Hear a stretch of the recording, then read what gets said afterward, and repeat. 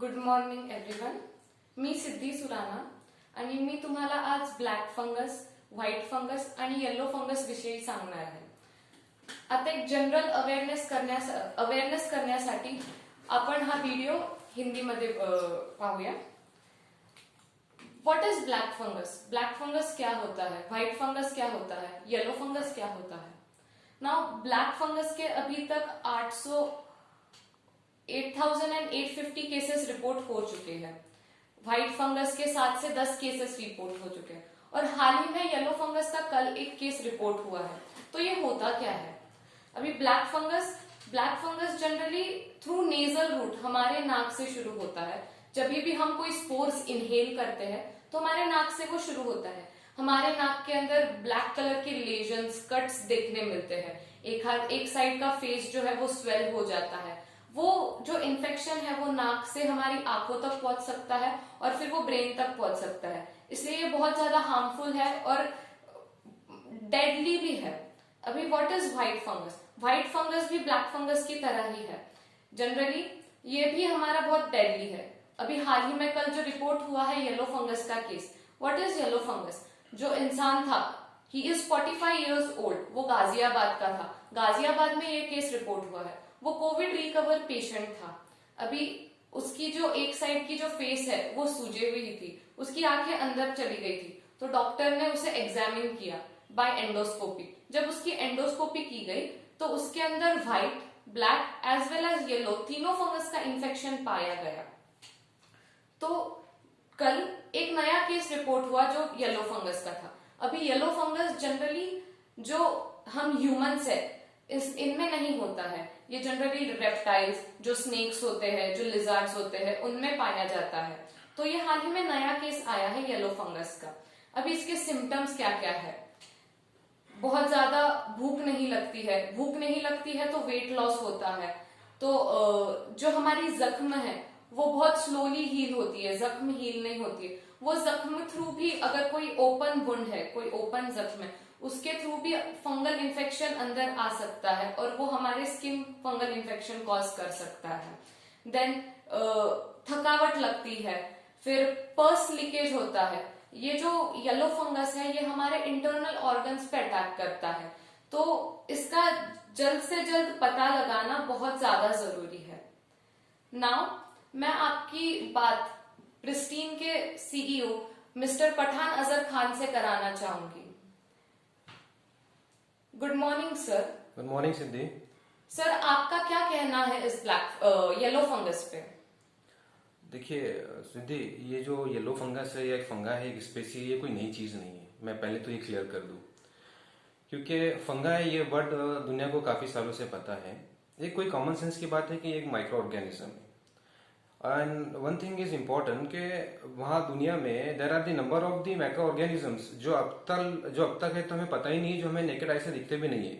लेकिन हमें जो उनकी स्पेसीज पता है वो सिर्फ ये है कि वायरस है, फंगाई है. ऐसे कई हजारों किस्म के माइक्रोब्स भी हैं जो हमने अभी तक उनको आइडेंटिफाई भी नहीं किया है. जैसे कि फॉर एग्जाम्पल मैं बात करूं आपको, हमारे अर्थ पर 39 मिलियन प्लांट्स हैं, ठीक है. लेकिन अब ये जो फंगाई आया है, येलो फंगाई की बात चल रही है, ठीक है. वी आर इनटू रिसर्च, हम टेक्निकल ग्राउंड पे ही बात करेंगे. लेकिन आज मेरा जो मेन मुद्दा रहेगा कि पब्लिक को अवेयर करवाना अब जरूरी हो गया है कि नई नई जो डिजीजेस आ रही है, हम हर चीज को कोविड से रिलेट नहीं कर सकते हैं. इसमें क्या हो रहा है, पब्लिक का फियर दिन ब दिन बढ़ता जा रहा है. फॉर एग्जाम्पल कि देखिए, अब ये येलो फंगस भी जो है, इसके कैरेक्टरिस्टिक्स क्या है, ये दिखता कैसा है, इसका स्ट्रक्चर क्या है, ये कोई अच्छा माइक्रोबायोलॉजिस्ट ही हमें बता पाएगा. और अभी तक जो हम बात कर रहे हैं येलो फंगस की, अगर हम बात कर रहे हैं पर्टिकुलरली, तो ये एक न्यूज़पेपर की बेस पर हम बात कर रहे हैं. कोई रेगुलेटरी बॉडी या कोई ड्रग अथॉरिटी ने या कोई ऑफिशियल मेडिकल ग्राउंड पर इसकी अभी तक कोई तशवीश नहीं हुई है, कंफर्मेशन नहीं हुआ है. क्योंकि हम एक्चुअली हो क्या रहा है इंडिया में, सबसे बड़ा प्रॉब्लम ये है कि अब हर आने वाली नई बीमारी को, या फिर नई बीमारी भी नहीं होती, किसी को कस्टमाइज अगर कुछ हो जाता है, क्योंकि हर इंसान की अपनी एक बॉडी है, उसका खाने पीने का तरीका अलग है, उसकी फार्माकोकाइनेटिक अलग है, उसकी सारी चीजें अलग हैं. तो हम हर चीज को अब कोविड से रिलेट करने जाएंगे तो होगा क्या, उसमें पब्लिक में एक फियर बढ़ेगा.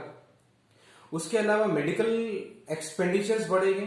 कि हर बीमारी को, अगर आप वायरल इन्फेक्शन हो छोटा या फंगल इन्फेक्शन हो, आप उसको बड़े लेवल पर लेके जाओगे, अल्टीमेटली एक्सपेंडिचर्स बढ़ेंगे, अल्टीमेटली जो होगा कि आपको उसका डर बढ़ेगा। ठीक है, तो अब क्या है, एक न्यूज़पेपर की बेस पे भी हम उससे कुछ कमिटमेंट नहीं दे सकते हैं, क्योंकि ये आप देखोगे कि आप आज येलो फंगस या ब्लैक फंगस की हम बात कर रहे हैं, ठीक है, हमको इसका पब्लिक अवेयरनेस वगैरह जरूरी है, लेकिन ये जो न्यूज चैनल्स है और जो सोशल मीडिया है, व्हाट्सएप पे जो जिस तरह से इसके रूमर्स फैलाए जा रहे हैं ना, see social media was mean to get connected, हम एक दूसरे से कनेक्ट होने के लिए कहता है, लेकिन आज जो रूमर्स की वजह से फैलाए जा रहे हैं, जो पब्लिक में उसका अवेयरनेस ना क्रिएट करते हुए उसका डर बिठाया जा रहा है, ये काफी खराब चीज है। ठीक है, सो मैं एक एग्जांपल देना चाहूंगा तुमको कि ठीक है, ब्लैक फंगस है, व्हाइट फंगस है, फंगाई के स्पीसीज है, उसके अपने सब टाइप्स हो सकते हैं। जैसे कि हम इंसान हैं, अफ्रीका में रहने वाला उसका कलर अलग है, इंडिया में वाले उसके हैबिटेट्स अलग है, हर एक अपने इन्वायरमेंट एडेप्टेशन की वजह से उसकी जो लैंग्वेज है, जो खाता पीता है, वो ऐसा रिएक्ट करता है। अब जैसे तुम बता रहे थे कि पहले रेप्टाइल्स में था, अब वो ह्यूमंस में आया, ठीक है, animals are also social, humans are also social animal, ये चीजें होगी, लेकिन उसको इस तरह से एग्जैगरेट कर देना और उसका प्रोपेगेंडा करना, this is not the thing. Okay, तो ये क्यों होता है, why it is so much, you know, nowadays हम जो देख रहे हैं केसेस इतने बढ़ रहे हैं, सो व्हाई इट इज। से पहले तो मैं ये क्लियर करना चाहूंगा कि वाई, अब वाई का क्या है कि अभी न्यूज़पेपर की इसमें हेडलाइन में मैं ये भी पढ़ा हूँ कि it is more dangerous than black and white fungus. Yes. अरे जब येलो फंगस की पूरी तरह से फाइंडिंग नहीं हुई है, इसके पूरी तरह से पैरामीटर सामने नहीं आए हैं, तो आप अल्टीमेटली ये टैग कैसा लगा सकते हो कि ये उससे डेंजर है। और क्यों होता है, मैं जैसे बताया कि कोई नई चीज नहीं है ये। हाँ, लॉजिकल बेस पे अगर मैं बात करूं कि बेसिक ग्राउंड पे, अभी आप कोविड पेशेंट है फॉर एग्जांपल, उन्हीं को हो रहा है, ठीक है, फंगल इन्फेक्शन और नॉर्मल आदमी को होगा तो इट मे बी ट्रीटेड। और पास में कई ऐसे फंगल इन्फेक्शन रह चुके हैं जिसकी वजह से ह्यूमन की डेथ हुई है। फंगल इन्फेक्शन अलग अलग बॉडी पार्ट्स में हो सकता है, psoriasis is one of the kind of the fungal infection. Skin diseases है, टीनिया जो बहुत ज्यादा चल रहा है आजकल, काफी लोग उससे परेशान है, वो भी एक फंगल इन्फेक्शन ही है। तो ये क्यों होता है, अब पर्टिकुलर कोविड पेशेंट की अगर मैं बात करूं इनकी, तो देखिए, मान लीजिए कोविड पेशेंट है, उसको एक नया जीवन दान मिला है, अब उसका इम्यून सिस्टम जो है वो वीक है। इस तरह के पेशेंट को कुछ भी हो सकता है।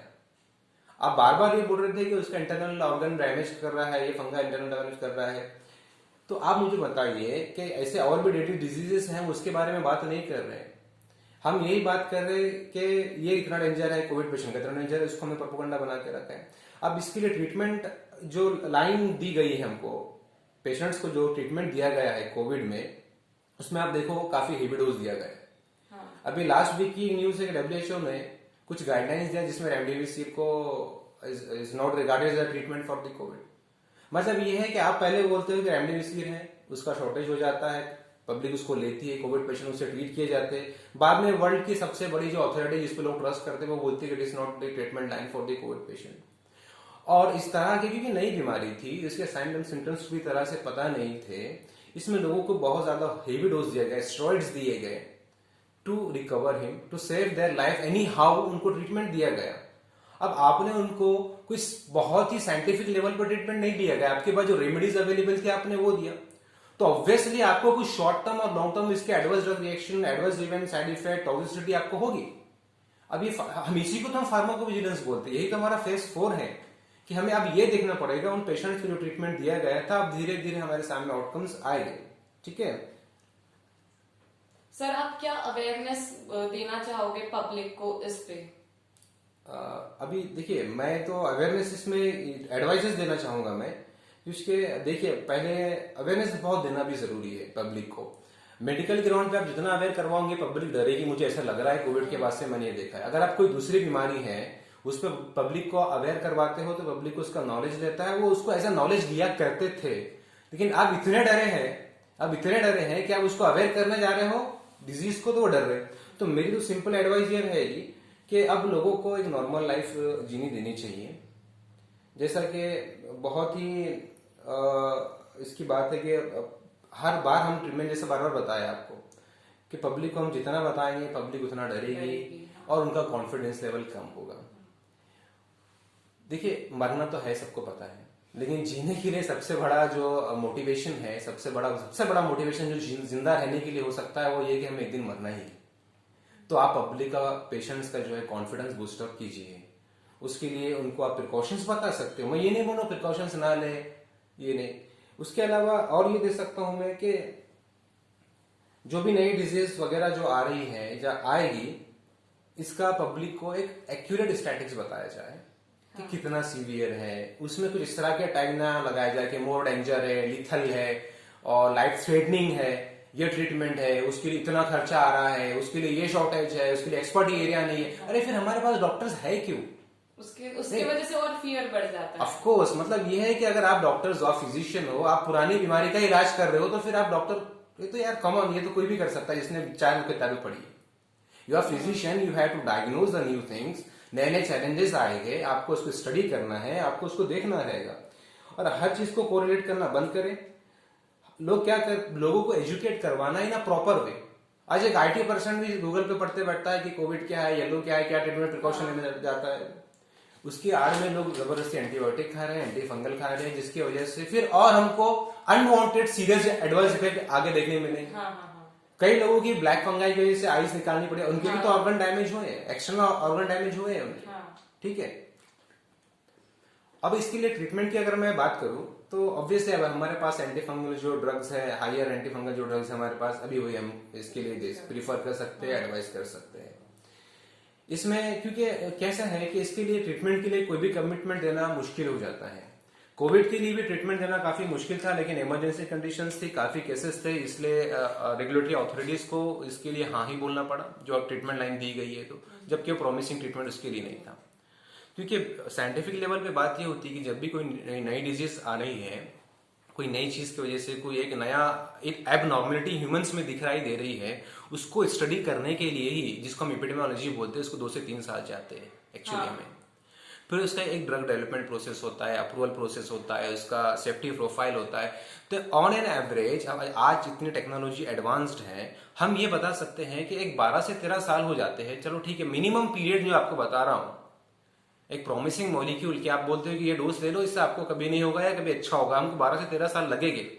तो इसका मतलब ये नहीं कि आज हम उसका ट्रीटमेंट ना लें, हमें ट्रीटमेंट लेना पड़ेगा, लेकिन जो इन्फेक्टेड है, जो इन्फेक्शन हो रहा है वही ले, अननेसेसरी मेडिसिन ना ले जिसके आपको इस तरह से टॉक्सिसिटी या वो हो। Okay, thank you sir, thank you so much for connecting with us, thank you.